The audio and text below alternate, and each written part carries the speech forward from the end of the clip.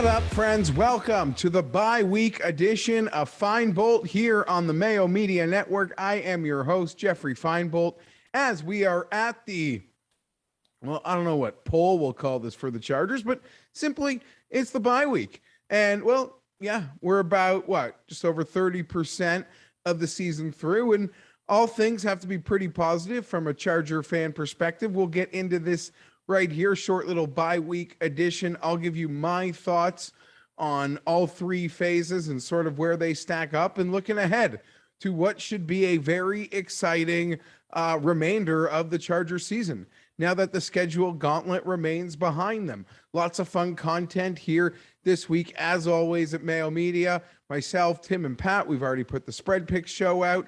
Pizzola, Cam, and Pat will be doing my absolute favorite show on the network, coming out on Friday. So keep an eye on all that stuff. Mayo Media Network's got you covered. It's all happening. Golf never stops. Hockey's back.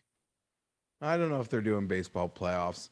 UFC's fighting every weekend, dog or pass. So obviously always covered here on Mayo Media Network. But this is my special pet project. It is Fienbolt. We are the Chargers. It is bye week. I don't know why my computer screen keeps flashing. Technical people would say that could be a problem, Fienberg. I really hope it's not, because I'm going to record this show. So here we are, Chargers 4-2 at the bye week. I don't think it's been a while. I'll be perfectly honest, since I took a loss, as well as I want to say I was able to take the loss on Sunday versus the raisins, Tim's favorite Halloween candy, the raisins, versus the Ravens on Sunday. It was just a clear ass whooping. Demoralizing in some respects, because I will acknowledge, had the Chargers won the game, they go to 5-1 and they enter a different conversation. You become 5-1, you literally enter the conversation of, whoa, can this team win a Super Bowl? And that in itself could be a dangerous place to be, but exciting. They did not win the game. Not only did they not win the game, they got manhandled. And, the season's all about there is going to be, through the entire season, games where you get your ass kicked. That is just part of it. The Chargers at the moment play a finesse style of football, like it or not, the good with the bad. So that probably won't be the last time the Chargers get their ass kicked. And hopefully the next time is as well timed as this ass kicking, because I think right before the bye, nice place to sort of get your ass kicked if you're going to have to pick one, versus a 5-1 football team that, in many people's perspective, may have set themselves up to be the favorite of the AFC at this point. But we're going to get our ass kicked a couple times, and we are going to lay the wood. And our wood laying is coming, folks. There's going to be a day where both sides of the ball converge on each other, and someone's afternoon is going to be absolute hell. There's just too much talent on the Chargers, and their schedule, while it doesn't get easier, it lightens up. There's going to be a day where Herbert does what he does offensively, and the defense creates a couple short fields. That's just going to happen. So we're going to lay some wood on a team or two in that second half of the season. I have no doubt about that. But you are defined by your close football games. Majority of the NFL games are close, one-score football games, and you're defined by those. So, in those efforts, it's nice to see how the Chargers have played in the fourth quarter of those games, and we got to take it. 4-2, 2 losses against 2 5-1 football teams, Dallas and the Ravens. That's just the reality of the situation. So I don't know. You guys can think that I am just trying to say this to make myself happy or to believe what I want, which is all very true. But I believe the Chargers find themselves in potentially a classification in the entire league all to themselves for different reasons. But I truly believe this is kind of a house money season for the Chargers. If the Chargers make the playoffs and they got bounced quickly, I still think that season would be a success for us. Obviously the ceiling season remains possible. It remains possible. And you know what? It probably feels way more likely today than it did week one, like before week one, because they're 4-2 and they've played a really hard schedule and they really have hung with really good football teams outside of that Raven game. And I, there are a few things about that Raven game I don't really want to dwell on. We're just not really set up in our current construct to play well against the Ravens, right? I would say that like a team or the Ravens or having to get matched up versus the Titans would be a way worse matchup for the Chargers than playing the Patriots. Than playing the Chiefs and or say the Bills. More finesse football teams. I think those are the teams that the Chargers will stand a better chance against. That being said, Justin Jones hasn't taken a snap this year. How important is Justin Jones? Well, we'll find out. But what I can tell you is he's probably the best interior lineman the team has. So all this clamoring to make a trade, well, you're getting Justin Jones back. We're also going to get Kenneth Murray back. And then we had to play that game against Baltimore without Drew Tranquill also. Adderley was out. So the Chargers, their best run stopper on the entire team, most important one in Jax and in Jones was out of that game. And I want to say 3 or 4 of their top 5 top tacklers were out of the game. So weird game before the bye, bad spot. I spoke about it last week. I had my concerns. If you saw how much I put on this game, because I bet the Chargers every week comparatively to the other games, I think that in and of itself is very telling as to how I thought the bet could go. Even my buddy, even my buddy hit me up in my DM, Ravens fan. I didn't even want to take the side action. Like, I didn't like the game. I said, I don't really like this game for us. If I didn't have any bets on the game, I would take your action, but it's not a game I'm looking for extra, even side action for friendliness. Just a bad spot. So call me a poos moose, but you could say, well, maybe I saw it coming a little bit. And I spoke a lot about, I just kind of wanted to split that Browns Ravens back-to-back backer before the bye versus the North. So that is sort of how, that situation is playing out in my opinion. But looking closer at the Chargers, obviously the concern is this run defense. Obviously it is the concern, but we're 4-2. We're at the bye. Zeke and Pollard, Chubb and Hunt, the Ravens having to play the Ravens and the Browns back to back. That's going to do no favors for your run defense statistic. But if you're looking to break it down, that is the bad with the Chargers. They're the worst team in terms of yards per carry allowed in the entire league. Last season, bottom 5 teams in that category all finished with 10 plus losses. So that is incredibly concerning. This comes from my boy, Kyle Soppy. He's got a layer of light on this stat though. The good news on this bad news is over the past 2 seasons, just twice has an uber elite QB seen his defense rank bottom 5 in yards per carry allowed. Mahomes and Wilson both still managed to win 11 games.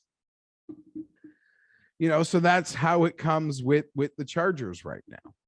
They really do have to find a way. And just like we've seen a lot of Staley's philosophical beliefs in football sort of come to light on offense and on defense, you must note Brandon Staley's main philosophy on defense is limiting explosive plays. And in this modern NFL, limiting explosive plays in the defense, in the passing game has sort of been the key. But right now we're giving up explosive plays in the running game. I think the Chargers are giving up the most explosive runs in the entire league. And they currently ranked, I want to say 22nd in defensive EPA and 29th in defensive DVOA. So there's nothing really kind about the Chargers' defensive statistics.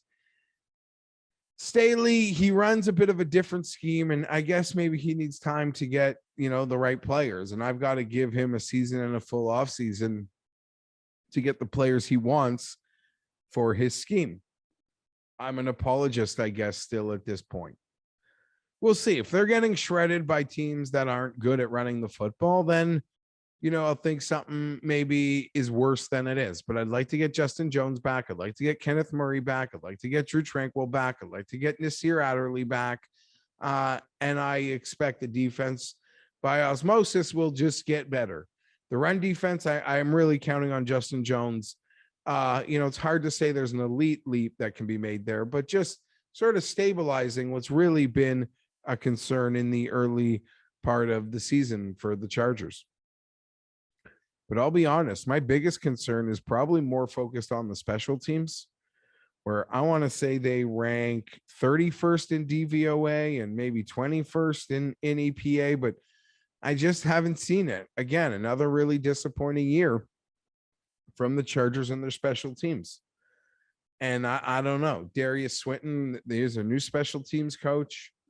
Well, we're going to give this whole thing a chance. Again, I said it's a house money season. The scary part is this is a slight improvement of where the Chargers were last year with their special teams, but it's bad. And I don't know how long they want to trust this kicker. Staley keeps talking patience in it. I don't know. This is really weird. And I haven't really seen a ton about them working out kickers like I have from teams whose kickers are probably playing better than the one the Chargers got right now. So that is an overall concern. They once again have these lost yard problems on special teams. The other teams get them. We don't. I don't really trust any of the kick returners, and I'd be okay just taking the touchback on every single kickoff because I got zero confidence that we'll even get to the 25. So the saddest state of affair does come on that factor. Offense, I mean, obviously that's the lone bright spot, and maybe as it should be. And I guess a person that a lot of people wanted to cite that would cause the Chargers problems on offense this year was offensive coordinator Joe Lombardi, because he got a really bad rap from his situation in Detroit. Obviously, the Chargers have talent on offense, and no one here is looking to throw tons of praise on Lombardi. But I think the play calling for the most part has been incredibly on point this year. The Chargers, the good is they are converting 45% of their third downs. That's sixth best in the NFL. 11 times over the past 2 seasons has a team has converted 45% of their third downs. They all finished 500 or better and have a combined winning percentage of just shy of 72%, which is a 12-win pace over 17 games. Chargers keep converting on third down. The schedule isn't hard enough where like a losing streak does look that plausible. Injuries, and of course, anything can happen. But if the Chargers were going to have a losing streak this year, it was going to happen earlier in the year with that part of the schedule. Well, there's a Houston game that's really late. Their final 4 games are against the division and Houston. The Houston one isn't the last one. I think it's the second of the 4. But, so in that division run to finish the season, which will probably settle a lot of things, they do have that Houston game. But there's I could be wrong. You could tell me that I'm misrepresenting a team, but the schedule's easier, but there's no absolute bottom feeder until Houston. I guess it really depends on what you think of the Giants and where they are in time for that matchup. But again, it's just nice to, I guess, see the schedule lighten up a bit. I myself am headed to San Diego with my family, so I'm super excited about that. Those of you who know me and who follow me know that's something I do regularly.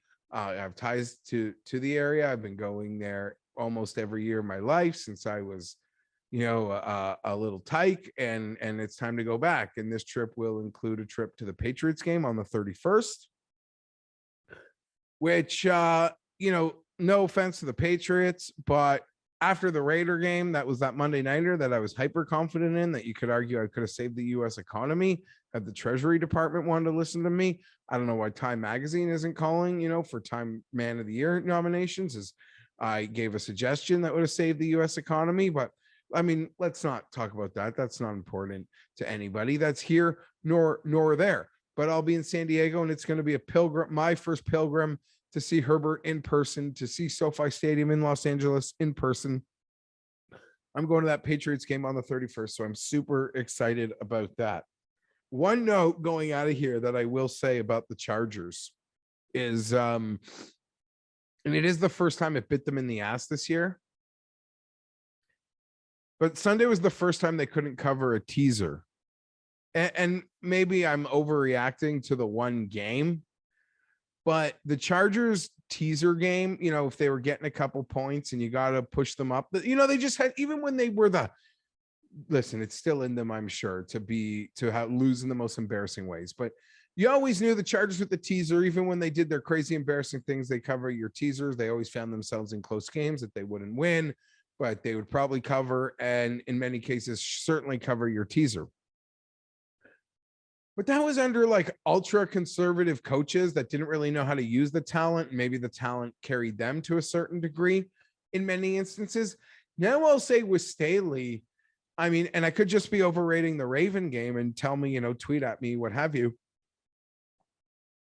I could just be overrating the Raven game. But the way that they're so aggressive on fourth downs, and while I like the going for it mentality, and it's really worked for the Chargers, and they'll live by the sword, they'll die by the sword, and they died by it a bit in that Raven game. I think even getting a couple of those conversions wouldn't have changed that outcome.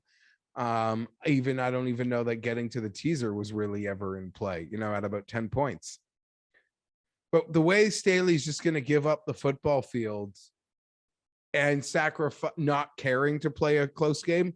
Like if I'm going to lose, I'll lose by 30. I don't need to lose by 14 or 10. The teasers could feel like they could be far more in jeopardy. I think you totally understand what I'm saying. This Charger coaching staff seems prepared to lose a game in the third quarter. So they're a dangerous team. I don't feel as safe as them with them at the moment. Like, oh, auto Chargers are getting 3 points. Oh, that's auto teaser. Chargers to 10. Like, that's great. But don't get me wrong. I'm already betting them the +3, and I'll probably be teasing them anyway, but I don't feel as safe maybe reporting that teaser anymore. It doesn't feel as safe because the coach is very, very aggressive, and it feels like there'll be instances where the games are over before the fourth quarter in the ones that they do lose. That's just my opinion. You could argue I'm overrating one loss, but that one loss has highlighted the element of how quickly Charger teasers can go backwards because of Staley's. I'm going to go for it on fourth down on my own 28 in the third quarter sort of thing. I am Geoff Fienberg. Let's enjoy the bye. We're going to watch some football. I don't know what I'll be doing because I'll be in beautiful California. So maybe I'll be with my family, but I'll be at that Patriot game. I don't know how much Sunday football I'm going to watch this week. But I look forward to my pilgrimage. I'll do a Fienbolt next week and preparing for the Patriot game, obviously, and maybe more things that have come out from the bye. And obviously, just in my head, seeing Staley press conferences and having 800 thoughts that go with them.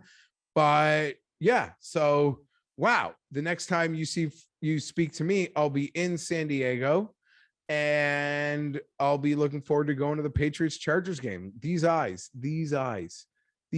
hazel green eyes for the first time in their lives are going to lay sight on Justin Herbert in a new stadium that, like, Herbert doesn't feel like he should belong to me, and this beautiful masterpiece of a football stadium doesn't feel like it should belong to me, but they do, and they're mine.